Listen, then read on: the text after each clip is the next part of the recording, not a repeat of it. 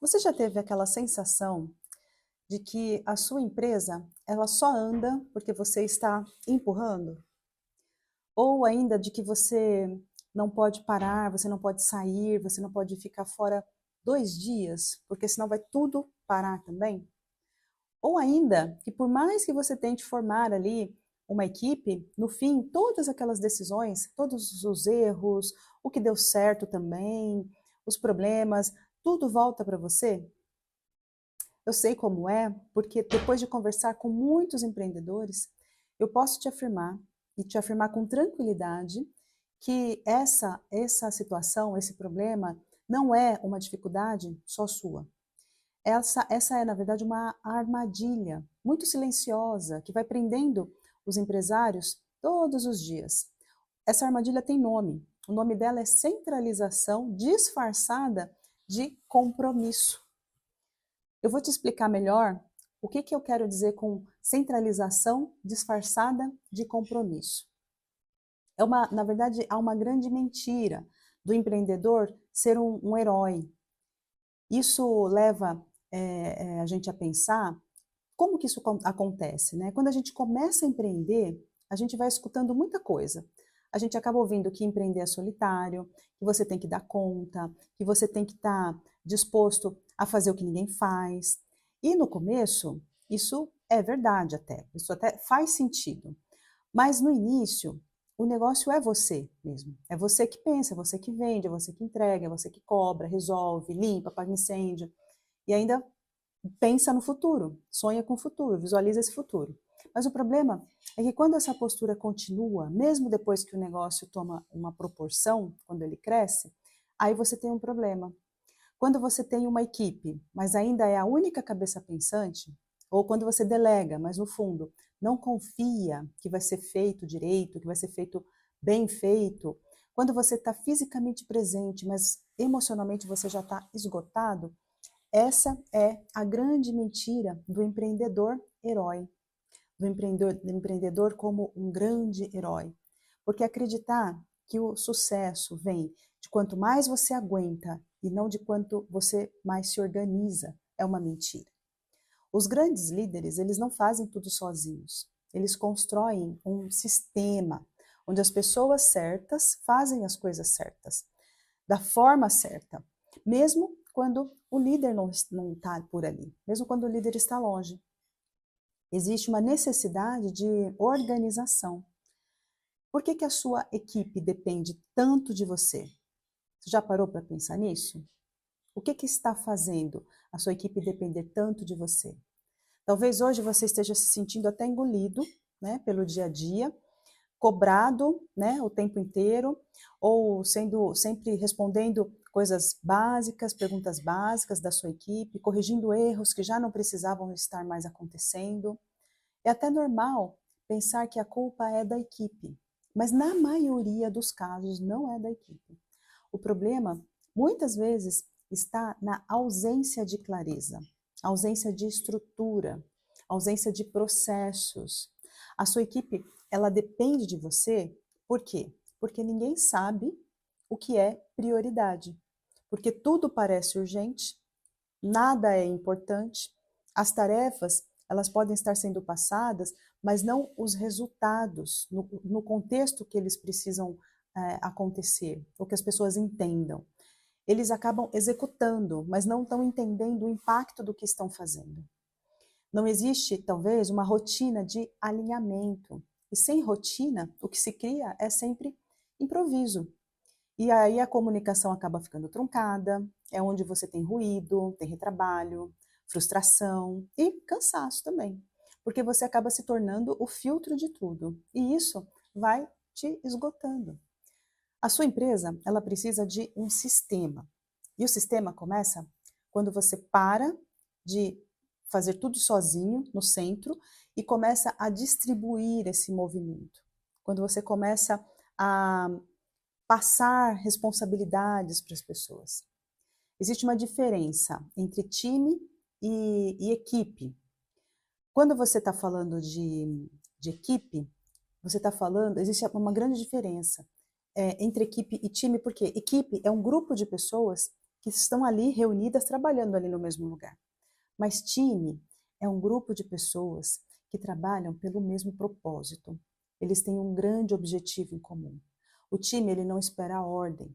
O time entende o jogo, ele sabe qual é o objetivo, ele assume a responsabilidade. É como um time de futebol, ele sabe que tem que fazer o gol. Empresas como Google, Nubank, Netflix, todas têm culturas orientadas à autonomia com responsabilidade. Mas, veja bem, o que é isso? Autonomia sem direção, também, ela vira uma bagunça só. Todo mundo tem autonomia, mas não sabe para onde ir. Direção sem autonomia vira prisão.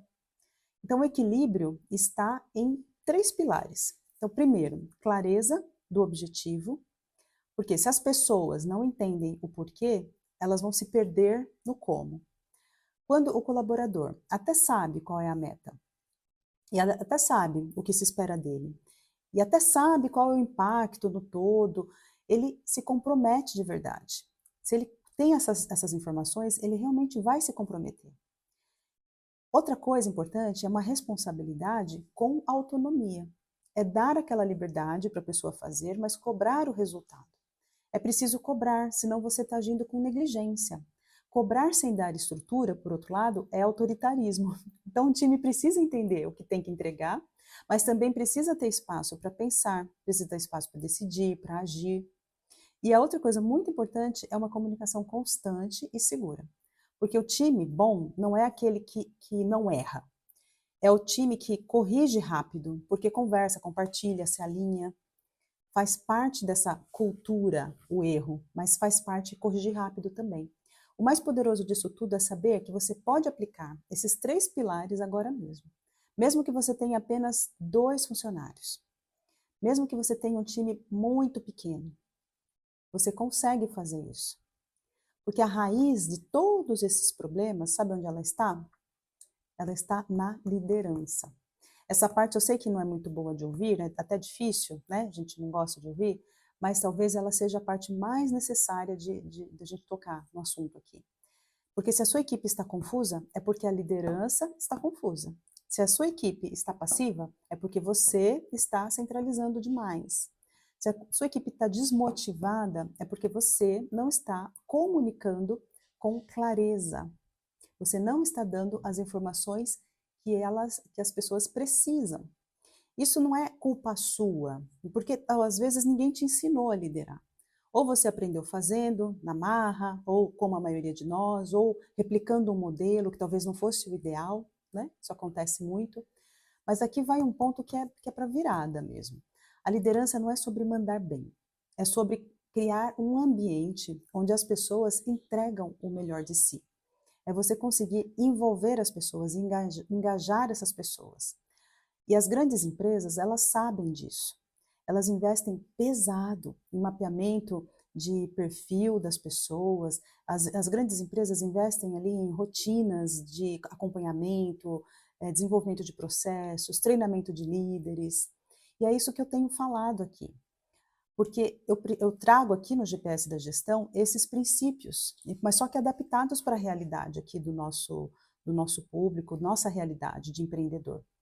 A gente sempre começa mapeando o perfil com ferramentas que existem, que as grandes empresas usam. É possível usar também. Todo comportamento influencia as decisões. A sua forma de cobrar, a sua forma de dar feedback e até a sua forma de resistir à delegação, ela tem a ver com o seu perfil. Porque a chave não é só técnica também, é ter consciência. Quanto mais você entende como você lidera, você começa também a liberar o seu próprio crescimento. Essas são questões muito importantes para serem pensadas, para serem vistas para você, né? E o que você pode fazer para começar a mudar? Você não precisa, talvez, de uma consultoria de 100 mil reais para transformar a sua equipe. Você precisa de método, você precisa de direcionamento, de passo a passo e de um pontapé inicial. É isso que eu quero te entregar aqui. Conhecimento para que você possa organizar o seu negócio. Primeira coisa que eu vou te falar, presta atenção, já anota. Mapeie as suas tarefas. Pare agora, pega um papel, pega uma caneta, lista tudo o que você faz na semana. Depois, identifica o que é estratégico, o que é técnico, o que pode ser delegado. Põe essas 3 colunas. O que é estratégico, o que é técnico, o que pode ser delegado. A maioria dos empreendedores está gastando muita energia com tarefas que não geram crescimento. Não é que deixa de fazer, faz, mas faz aquelas tarefas que não são as importantes ou as estratégicas. Você precisa criar uma rotina com seu time. Mesmo que seu time tenha 2 pessoas. Toda segunda-feira, 30 minutos, um encontro rápido, pauta fixa, fala do que foi feito, do que falta, metas da semana, gargalos da última semana.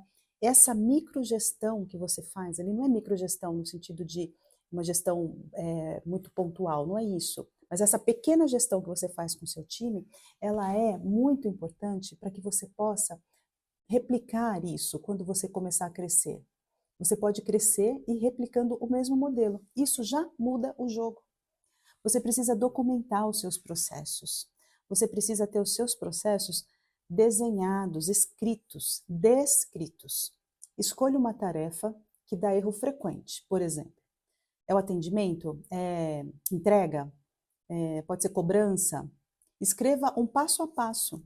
Faça um checklist visual. Testa com alguém essa tarefa. O que está no papel vai ganhar escala. Você vai ver a diferença se você tomar essas pequenas atitudes. Uma outra coisa que eu quero te falar, compartilhe a direção com seu time. Mostre para a sua equipe onde vocês querem chegar. Construa essa visão de futuro com eles. Crie metas. Celebre as conquistas. Seja transparente nos desafios. Quando você estiver se sentindo até sem direção, compartilha. Ouça o que eles podem dizer. Eu estou falando para equipes que pode ser você e mais uma pessoa, você e mais 2 pessoas. Gente que se sente parte entrega mais e vai, sim, com certeza, errar menos. Ou vai estar sempre indo na direção do objetivo. Isso é muito importante você entender, para você melhorar a gestão do seu negócio. Você não precisa daquela equipe perfeita. Você precisa, às vezes, de uma estrutura simples, mas uma estrutura que funcione. Você precisa de métodos que funcionem com o tamanho, com a realidade que você tem agora.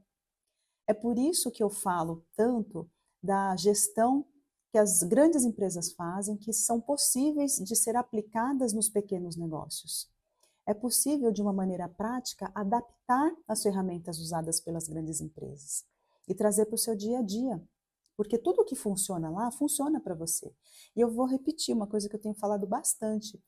Nem sempre a empresa grande, ela consegue tirar todo o benefício das ferramentas de gestão, dos conceitos de gestão, porque geralmente a empresa grande ela precisa ter muitas pessoas envolvidas e o processo decisório dela é mais complexo, é mais difícil às vezes. Pelo envolvimento de pessoas, ela não consegue, dependendo da situação, sentar numa mesa, 2, 3 pessoas, resolver o destino, resolver a estratégia, mudar a rota rapidamente. Não, ela tem grandes dificuldades. Por outro lado, você pode usar as mesmas empresas, as mesmas ferramentas, os mesmos conceitos que a empresa grande usa no seu negócio e com uma facilidade, uma velocidade, uma capacidade de tomada de decisão muito maior. E isso é uma grande vantagem. Quando eu vejo todas essas ferramentas, quando eu trago todas as ferramentas que eu usei muito tempo no mundo corporativo, que eu vi a estruturação delas, que eu via os resultados delas, quando eu adapto isso e trago para os pequenos negócios, eu olho e falo, é só trazer a ferramenta para cá e aqui ela deslancha, porque você tem a capacidade, você tem o poder de decisão muito diferente do que a grande empresa tem. E isso são dicas, que eu não gosto de falar dicas, mas assim, são direções que eu tenho trazido aqui para vocês, porque eu tenho certeza que pequenos passos simples, muitas vezes passos simples, eles podem trazer grandes resultados. E sempre comece pensando no porquê de tudo que você está fazendo. Sempre comece pensando no porquê.